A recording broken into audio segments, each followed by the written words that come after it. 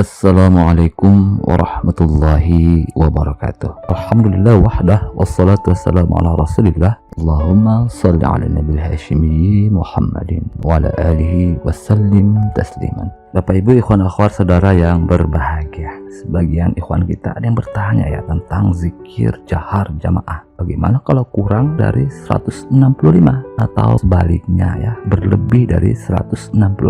Tentu saja kita sudah maklum bersama ya, bila kurang dari 165 tentu saja tidak boleh ya. Akan tetapi bagaimana bila zikir jahar jamaahnya lebih dari 165 kali? Ya itu boleh-boleh saja ya, asalkan dengan kelebihan yang tidak berlebihan, sekadarnya. Jadi boleh-boleh saja berlebih dari 165 dengan jumlah yang sekedarnya ya Bapak Ibu. Yang terpenting yang harus betul-betul kita perhatikan adalah kemampuan kita untuk mengontrol, mengendalikan atau menyadari zikir jahar itu, yaitu agar tetap berhenti di bilangan ganjil. Nah ini ya, jadi kita harus benar-benar sadar, kita harus benar-benar mengetahui, kita harus betul-betul menghitung jumlah zikir jahar itu sehingga kita benar-benar berhenti di bilangan ganjil. Kan seperti itu ya Bapak Ibu, tuntunan yang diberikan oleh Guru Agung Pangsa Abah Anom mengenai tata cara berzikir jahar. Wa fi akhiriha 'inda al-wuqufi 'ala 'adadil witri yaqulu sayyiduna Muhammadun Rasulullah.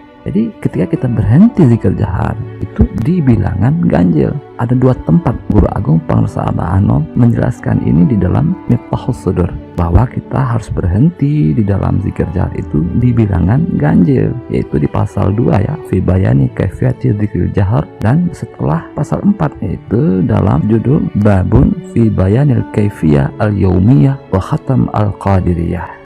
Jadi penting kita memperhatikan berhenti zikir jahar itu di bilangan ganjil. Maka di dalam zikir jahar jamaah kita harus betul-betul memperhatikan jumlah zikir jahar itu. Sebisa mungkin kita tetap berada di angka 165. Ya kalau berlebihlah dengan kelebihan yang sewajarnya, sepantasnya. Kan hal ini sudah dijelaskan juga ya oleh Guru Agung Pangsa Abah Anom di dalam maklumat beliau, di mana bila zikir jamaah sebaiknya tetap di angka 165. Bila mau lebih banyak sebaiknya sendirian. Sangat jelas sekali ya di dalam maklumat Pangsa Abah Anom itu yang disebutkan sebanyak 4 kali ya Bapak Ibu. Saking pentingnya masalah ini, yaitu maklumat pada tahun 1976, tahun 1982, tahun 1994 dan tahun 2000. Bila zikir jamaah sebaiknya tetap di angka 165 kali. Bila mau lebih sebaiknya sendirian. Maka tentu saja berdasarkan maklumat ini kurang dari 165 zikir jahar jamaah itu tentu saja tidak boleh dilakukan dan menjadi terlarang karenanya ya. Bapak Ibu sekalian yang berbahagia, sekarang ini ada kecenderungan, ada hasrat yang begitu kuat ketika kita mengamalkan zikir jahar itu. Kita begitu semangat, maka di beberapa majelis zikir menyelenggarakan zikir jahar jamaah itu bahkan hingga ribuan ya. Nah, memang ini tidak kita pungkiri, ini merupakan perbuatan yang sangat baik. Apalagi ini amaliyah zikir ya, dengan ganjaran pahala dan keutamaannya yang sangat besar. Wala dzikrullahi akbar. Agaknya perlu ada kebijaksanaan menyikapi masalah ini ya. Karena sebetulnya yang dikhawatirkan oleh Guru Agung Pangsa Abah Anom itu adalah fitnah. Beliau sangat tidak ingin timbulnya fitnah di tengah masyarakat umat manusia yang lain. Maka agaknya bila memang tidak lagi ada fitnah, amaliyah zikir jamaah demikian yang ribuan tadi itu ya boleh saja ya, agaknya seperti itu. Akan tetapi, nah ini jalan tengah yang diberikan oleh Guru Agung Pangsa Abah Anom melalui maklumat beliau tadi itu tentu saja jauh lebih bijaksana ya. Bila zikir jahar jamaah sebaiknya tetap di angka 165 kali. Bila kita ingin lebih banyak sebaiknya sendirian. Ini merupakan kebijaksanaan yang luar biasa dari seorang Syekh Mursyid. Begitu pentingnya masalah ini sehingga beliau menyebut maklumat tentang hal ini sebanyak 4 kali ya, tadi sudah disebutkan. Maklumat ini memberikan isyarat yang sangat kuat bahwa dengan zikir jahar 165 itu sudah sangat cukup ya. Jadi zikir jahar jamaah 165 itu sudah sangat cukup untuk kebutuhan kita, baik kebutuhan zahir maupun kebutuhan batin. Sudah sangat cukup sekali. Hanya saja kadang kita terlalu fanatik dengan zikir jahar itu ya, sehingga kefanatikan kita itu membuat kita terhijab, terhalang dari zikir yang lain, yaitu zikir tawajuh. Padahal amalan tertinggi khususnya di dalam TKN Pondok Pesantren Suralaya binaan dan tuntunan Guru Agung Bangsa Abah Anom ya zikir tawajuh itu. Zikir tawajuh itu merupakan zikir yang tertinggi. Tentu saya tidak akan menjelaskan keutamaannya di kesempatan kali ini ya Bapak Ibu. Tapi sudah saya banyak jelaskan di video-video saya sebelumnya juga tentang zikir tawajuh ini. Oleh karena itu seharusnya kita lebih banyak melatih batin kita ini melalui duduk diam tawajuh itu, duduk diam tawajuh yang lama. Di dalam kuliah-kuliah subuh Pangarsa Abah Anom memang dijelaskan ketika kita sudah selesai zikir jahar, maka nanti dilanjutkan dengan zikir tawajuh. Maka di dalam zikir tawajuh itu Pangarsa Abah Anom menasihatkan ketika zikir tawajuh itu ulah gancang eureun, jangan cepat-cepat selesai, jangan cepat-cepat berhenti. Tawajuhnya sing lila, sing telep. Zikir tawajuhnya kalau bisa yang lama ya. Zikir tawajuhnya yang dalam, jangan cepat-cepat berhenti. Bahkan beliau juga menjelaskan sing menang 5 menit. Kalau bisa sampai 5 menit zikir tawajuhnya. Kadang-kadang kita belum sampai 1 menit kita sudah berhenti ya, hanya 1 kali tarikan napas kadang-kadang.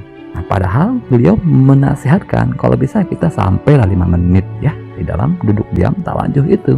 Nah, ini sudah ada sebetulnya tuntunannya, nasihatnya dari Guru Agung Pangarsa Abah Anom, terlebih di waktu subuh ya Bapak Ibu. Zikir tawajuhnya itu dalam penjelasan Guru Agung Pangarsa Abah Anom kalau bisa tepi keluarna panon poe.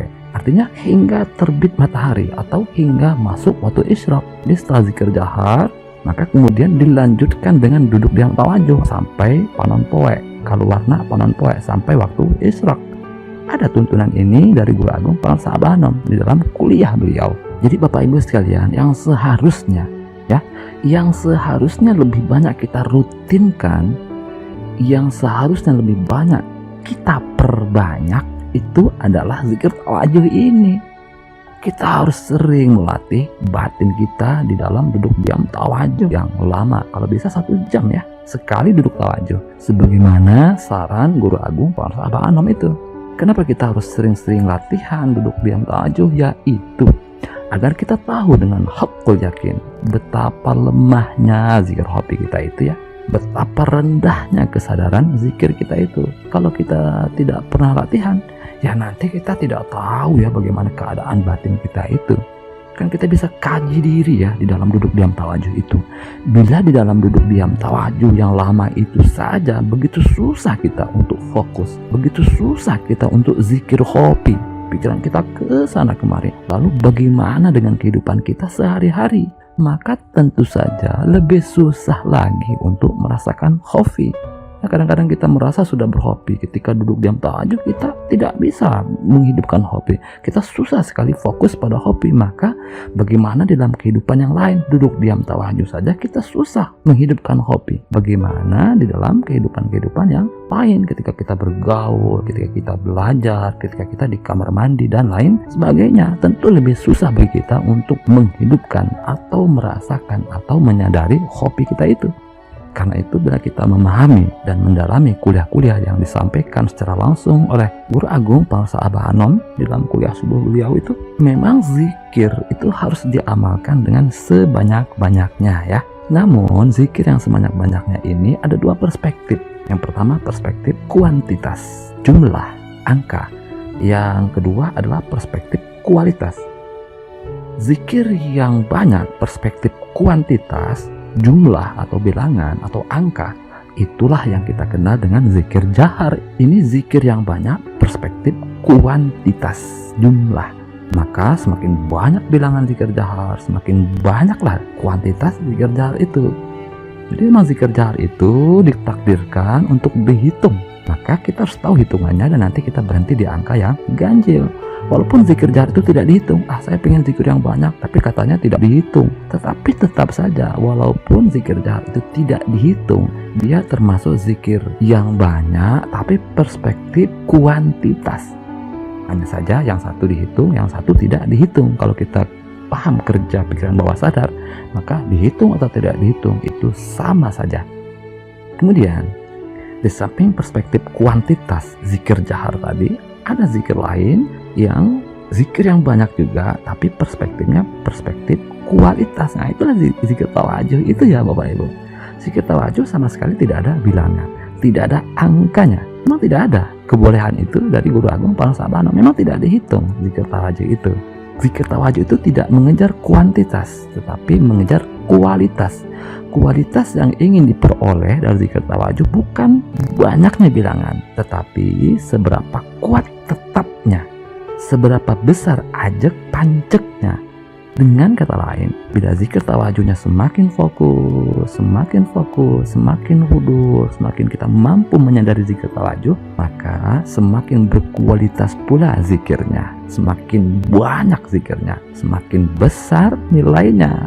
Bahkan dalam kalam Palasa Abah Anom itu, bila zikir tawajuh ini dilakukan 1 jam, itu bisa bernilai lebih baik daripada ibadah 1 tahun.